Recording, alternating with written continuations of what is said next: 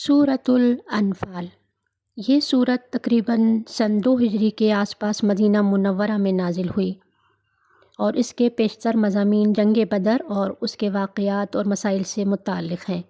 یہ جنگ اسلام اور کفر کے درمیان ایک باقاعدہ معرکے کی حیثیت رکھتی ہے، جس میں اللہ تعالیٰ نے مسلمانوں کو فتح مبین عطا فرمائی، قریش مکہ کو ذلت آمیز شکست سے دوچار کیا۔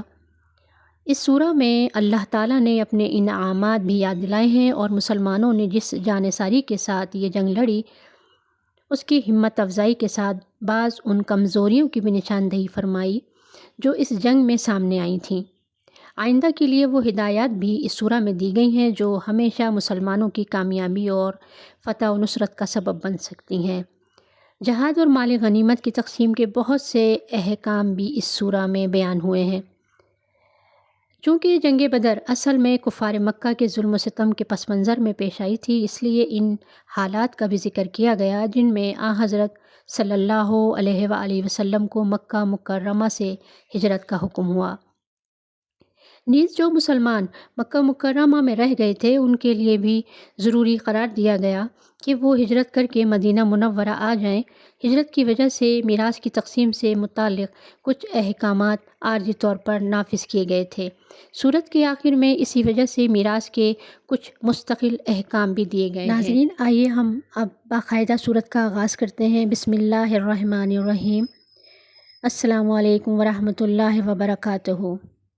آج ہم قرآن کریم کی 8ویں سورت سورۃ الانفال کا تعارف، اس کا تاریخی پس منظر اور اس کے اہم ٹاپک اور ہماری عملی زندگی میں اس کی رہنمائی پر بات کریں گے۔ سورۃ الانفال قرآن کریم کی 8ویں سورت ہے، اس میں 75 آیات اور یہ مدنی سورت ہے۔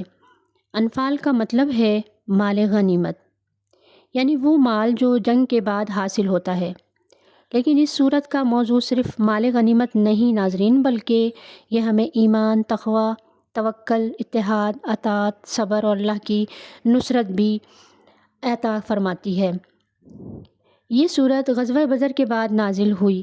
غزوہ بدر اسلام کی پہلی جنگ تھی جو 17 رمضان 2 ہجری کو پیش آئی۔ ایک طرف صرف 313 مسلمان تھے جن کے پاس محدود وسائل تھے، جس میں 70 اونٹ، 2 گھوڑے اور 60 زرعی تھیں، کم ہتھیار کے ساتھ۔ دوسری طرف تقریباً 1000 مسلح قریش لشکر سامنے کھڑا تھا۔ ظاہری اعتبار سے مسلمانوں کی کامیابی ناممکن دکھائی دے رہی تھی، لیکن اللہ تعالیٰ نے اپنے مخلص بندوں کی مدد فرمائی۔ قرآن ہمیں بتاتا ہے کہ اللہ نے فرشتوں کے ذریعے مسلمانوں کی مدد کی، ان کے دلوں کو مضبوط کیا اور دشمن کے دلوں میں خوف پیدا کر دیا۔ فتح کے بعد صحابہ اکرام رضی اللہ تعالیٰ عنہ کے درمیان مال غنیمت کی تقسیم کے بارے میں سوال اٹھا۔ اللہ تعالیٰ نے سورۃ الانفال نازل فرما کر واضح فرما دیا کہ اصل اختیار اللہ اور اس کے رسول کریم صلی اللہ علیہ وآلہ وسلم کا ہے اور ہر فیصلہ عدل اور حکمت کے مطابق ہی ہوگا۔ یہ سورت ہمیں یہ میسج دیتی ہے کہ صرف وسائل پر بھروسہ نہیں کرنا چاہیے، اصل طاقت اللہ کی مدد ہے۔ جب بندہ ایمان، اخلاص اور صبر کے ساتھ اللہ پر بھروسہ کرتا ہے تو اللہ تعالیٰ اس کے لیے ایسے راستے کھول دیتے ہیں جن کا وہ تصور بھی نہیں کر سکتا۔ سورۃ الانفال بار بار یاد دلاتی ہے کہ حقیقی کامیابی اللہ اور اس کے رسول صلی اللہ علیہ وآلہ وسلم کی مکمل اطاعت میں ہی ہے۔ جب معاشرہ قرآن اور سنت کو اپنی زندگی کا معیار بنا لیتا ہے تو امن، عدل اور برکت پیدا ہوتی ہے۔ اختلافات قوموں کو کمزور کر دیتے ہیں۔ اللہ تعالیٰ مسلمانوں کو حکم دیتے ہیں کہ آپس کے جھگڑوں سے بچیں، کیونکہ اتحاد میں طاقت اور اختلاف میں کمزوری ہی کمزوری ہے۔ آزمائش ہر مومن کی زندگی کا حصہ رہا ہے۔ یہ تاریخ سے ہم پڑھتے چلے آ رہے ہیں کہ ہر مومن پر کسی نہ کسی وقت آزمائش ضرور آتی ہے۔ غزوہ بدر میں مسلمانوں نے خوف، بھوک اور قلت وسائل کے باوجود ثابت قدمی دکھائی اور اللہ تعالیٰ نے انہیں کامیابی عطا فرمائی۔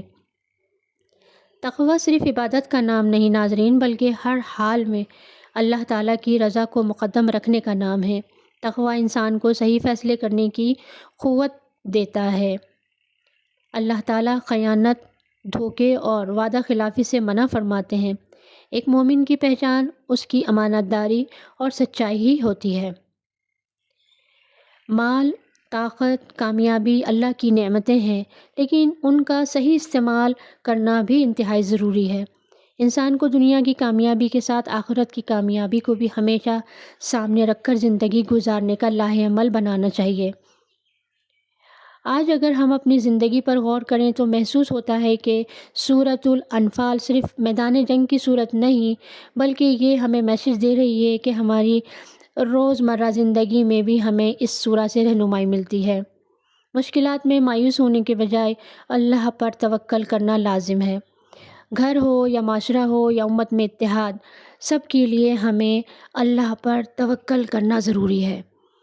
اپنے وعدے پورے کریں، ذمہ داریوں کو پورا کریں، ہر کامیابی پر اللہ کا شکر ادا کریں۔ طاقت، علم اور دولت کو اللہ کی امانت سمجھ کر استعمال کریں، ہمیشہ حق اور انصاف کا ساتھ دیں، اور قرآن اور سنت کو زندگی کا رہنما استاد بنا لیں۔ آج کے نوجوان بے شمار پریشانیوں میں، فتنوں میں، مایوسیوں میں اور چیلنجز میں، اس سب تمام پریشانیوں کا سامنا کرتے ہوئے اگر یہ سورت کا مطالعہ کریں تو یہ سورۃ الانفال نوجوانوں کو یہ میسج دے رہی ہے کہ اگر وہ ایمان، محنت، نظم و ضبط، صبر اور اللہ پر بھروسہ اختیار کریں تو بڑی سے بڑی رکاوٹ کو عبور کر سکتے ہیں۔ کامیابی صرف طاقت یا وسائل سے نہیں بلکہ صحیح کردار اور اللہ کی مدد سے حاصل ہوتی ہے۔ بالکل اسی طرح یہ سورت خواتین کو بھی میسج دیتی ہے کہ صبر، تقوی، امانت داری، اللہ پر توکل اور مضبوط کردار کی تعلیم دیتی ہے۔ ایک نیک خاتون اپنے گھر کو ایمان، محبت، دیانت اور اخلاق اور نرمی کا مرکز بنا سکتی ہے اور آنے والی نسلوں کی بہترین تربیت بھی کر سکتی ہے۔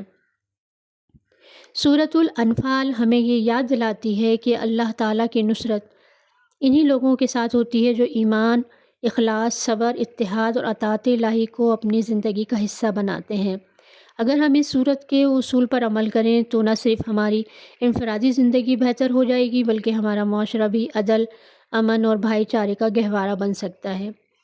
اللہ تعالیٰ سے میں دعا کرتی ہوں کہ اللہ تعالیٰ ہمیں سورۃ الانفال کو سمجھنے اور بہت اچھے سے سمجھنے، اس پر عمل کرنے اور اس کے پیغام کو دوسروں تک پہنچانے کی توفیق عطا فرمائے۔ ایمان مضبوط ہو اور توکل کامل ہو تو ناممکن بھی اللہ تعالیٰ ممکن بنا دیتے ہیں۔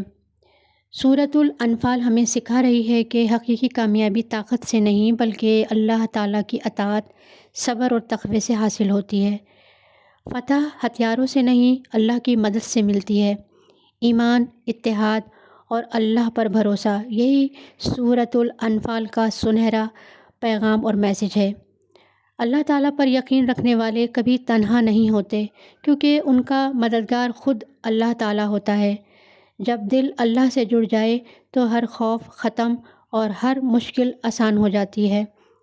سورۃ الانفال ہمیں سکھا رہی ہے کہ صبر، اخلاص اور اللہ پر بھروسے ہی کامیابی کا حقیقی راستہ ہے۔ سورۃ الانفال کے پیغام کو ہم اپنی زندگی کا حصہ بنائیں، اللہ پر کامل بھروسہ رکھیں، اتحاد کو مضبوط کریں اور تقوی کے ساتھ زندگی گزار کر دنیا اور آخرت کی کامیابی حاصل کریں۔ اللہ تعالیٰ ہمیں قرآن کریم کو اچھے سے سمجھنے، اس پر عمل کرنے اور دوسروں تک پہنچانے کی توفیق عطا فرمائے۔ اللہ تعالیٰ آپ سے بھی راضی ہو، آپ کے علم، رزق، صحت اور عمر میں برکت عطا فرمائے اور آپ کے قرآن سے متعلق کاموں کو اپنی بارگاہ میں قبول فرمائے۔ اللہم اجعل القرآن ربیع قلوبنا ونور صدورنا وجلاء احزاننا۔ اے اللہ، قرآن کو ہمارے دلوں کی بہار، ہمارے سینوں کا نور اور ہمارے غموں کو دور کرنے کا ذریعہ بنا دے، آمین۔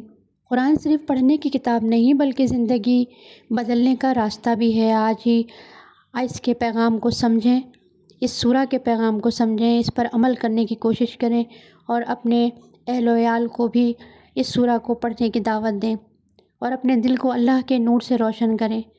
قرآن سے جڑیں اور اپنی زندگی کا حصہ بنا لیں کیونکہ ہدایت، سکون اور کامیابی کا راستہ قرآن کے اندر ہی موجود ہے۔ اسی کے ساتھ پھر ملیں گے انشاءاللہ نیکسٹ ویڈیو میں۔ اپنا بہت خیال رکھیے گا. اپنی فیملی اور فرینڈس کے ساتھ ویڈیو کو زیادہ سے زیادہ شیئر کریں. اس کار خیر میں میرا ساتھ دیں، سپورٹ کریں. آپ کی حوصلہ افزائی میرے لیے بہت اہمیت رکھتی ہے. ملیں گے. اپنا بہت خیال رکھیے گا. دعاؤں میں یاد رکھیں. اللہ حافظ.